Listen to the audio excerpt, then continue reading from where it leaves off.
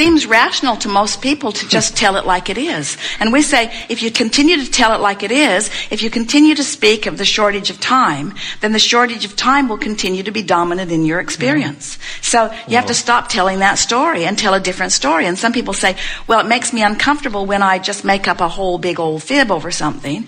And we say, well, then tell the fib in the way that doesn't upset you. In other words, talk about your joy of writing rather than your lack of time.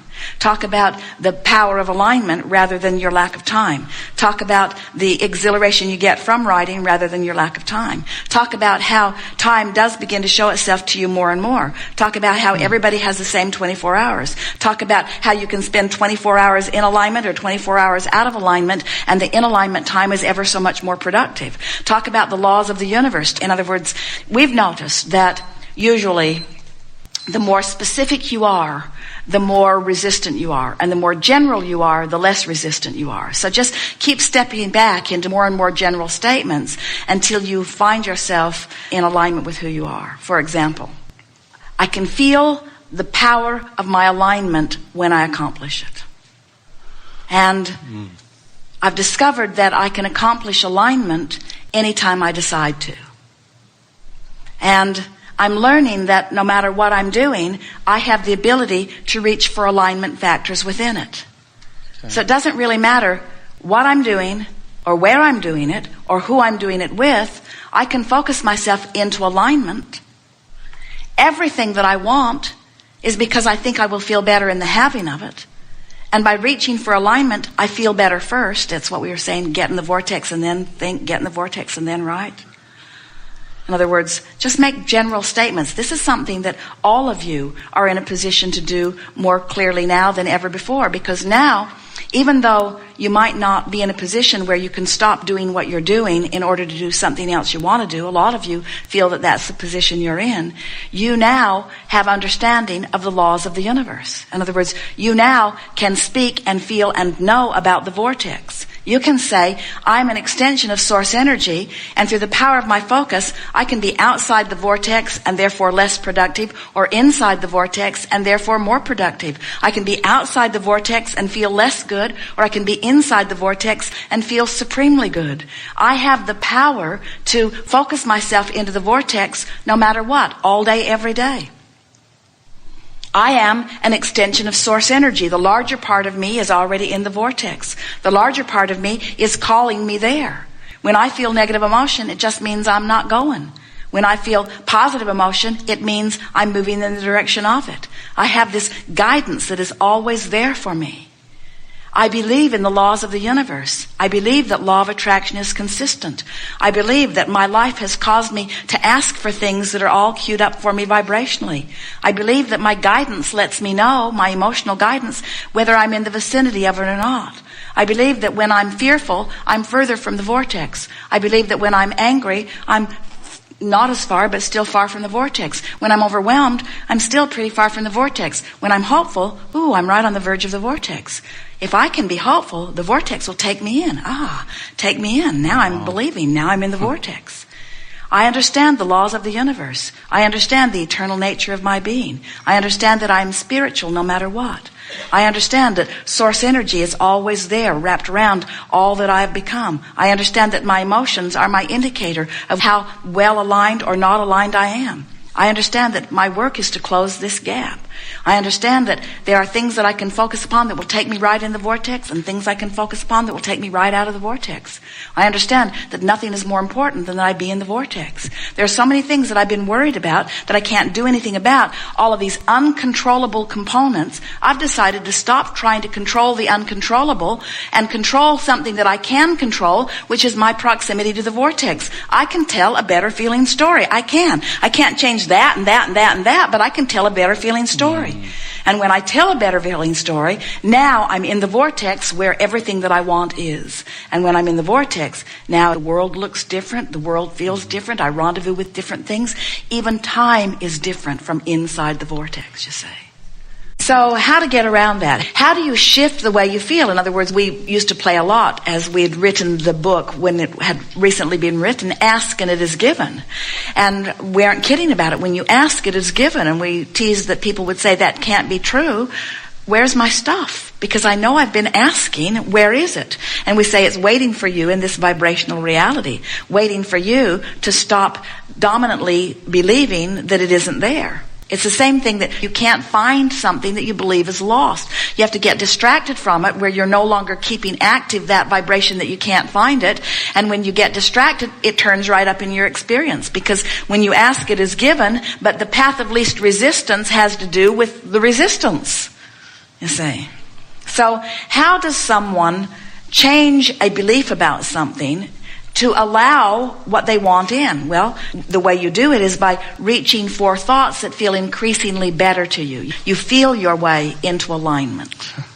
Well, the factor that you're asking about that we're going to amplify here is the resistant factor. In other words, when you want something, but you have a habit of not expecting it to come, then it doesn't come. When you want something that is a new thought that you haven't practiced opposite thought about, then since there's no resistance, the universe yields it to you immediately. The 3-step process is when you ask, it's always queued up for you. In other words, step 1 happens because contrast causes you to ask. Source lines it up immediately, but then you've got to get yourself in the vibrational vicinity. So in the example that you just gave, when it comes quickly, you were already in the vibrational vicinity, meaning you didn't have any resistant thought that was in the way of it.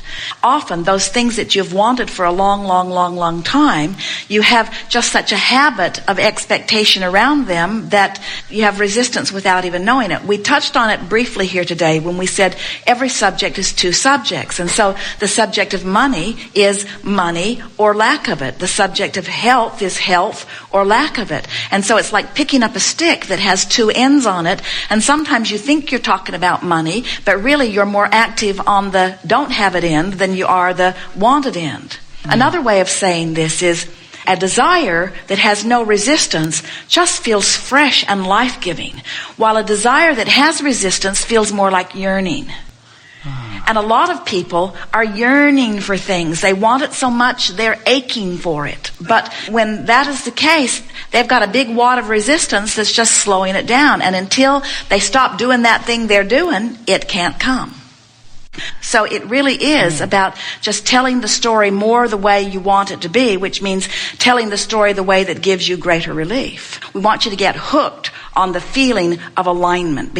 These 2 vibrational aspects of you, when you are in sync, when in your physical body you have brought yourself into alignment with your source, you feel wonderful. And did you hear the precise words that we offered? When you bring yourself into alignment with who you really are, you will never hear us say, when non-physical moves out of the vortex of well-being and aligns itself with your ornery self, you'll never hear us say that, because the source within you will always remain in that pure positive energy place. And if you are going to be in sync with source, you got to do the moving. And it's not a hard thing to do when you realize that source won't get squirrely on you. Source is not arbitrary. Source won't be one way one day and another way another day. Source won't keep amending its constitution. Source does not continue to be different. Source does not make up a new rule of the game every day. Source is consistently source energy, pure, positive, love, energy, well-being, offering the vibration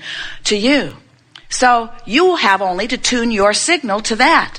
You call that, I want to ground myself. You call it, I want to center myself. You say, I want to get into the zone. We say, we want you to get into the vortex. We say, we want you to practice the art of allowing rather than the art of resistance.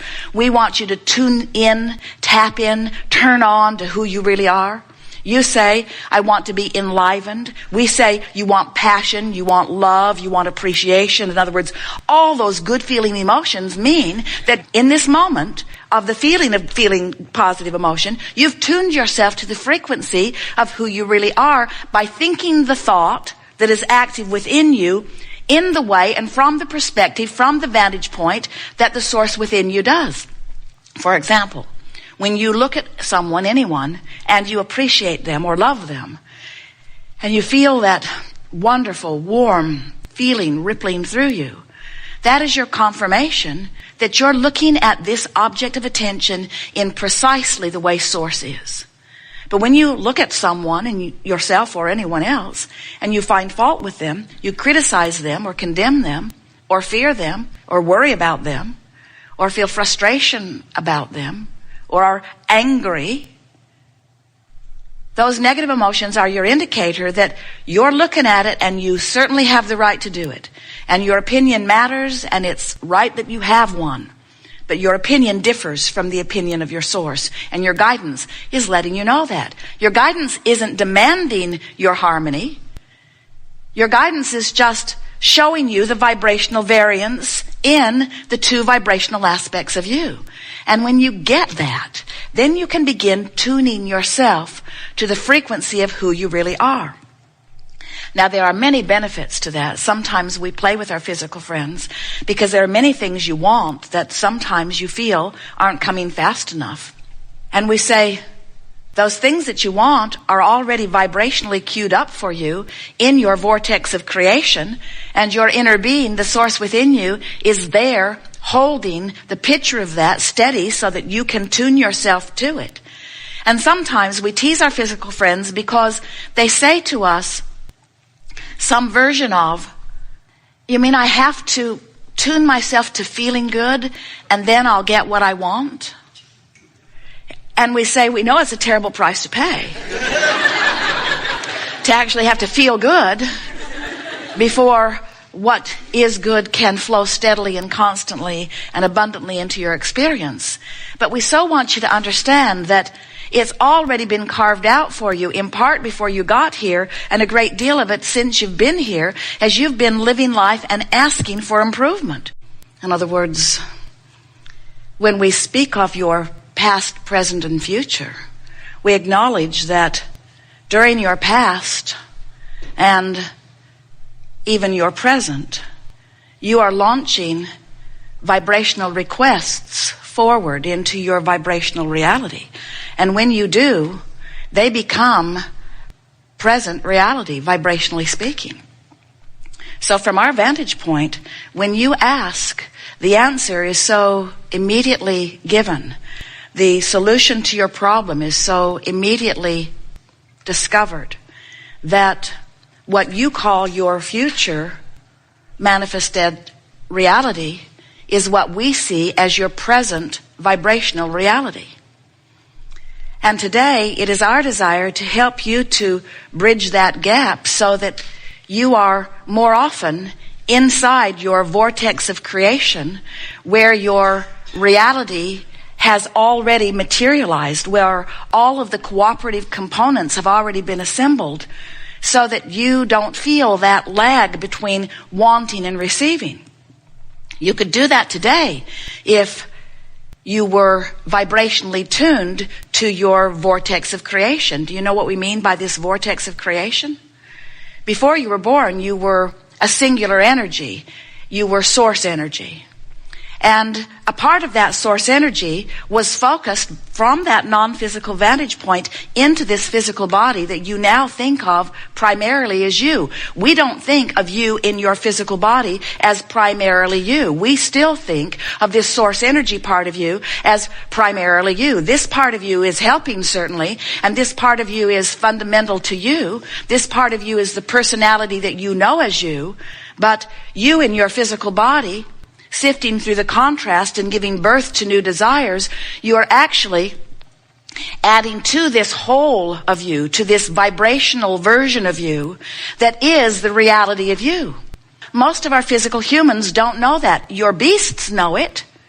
There is very little gap or lag between your physical animals and their vibrational reality. You call them instinctual. Especially those in the wild. Those that you have domesticated begin to act a little bit more like you, in that they separate themselves from who they truly are more readily. You don't find too many dogs holding a grudge. But sometimes they do retreat into fear in response to what's going on in their physical environment if they are harshly treated and so forth. But physical humans, you find so much to fuss and worry about that you often affect a separation, it's too strong of word, but you get the point, a vibrational difference or variance between the source energy, vibration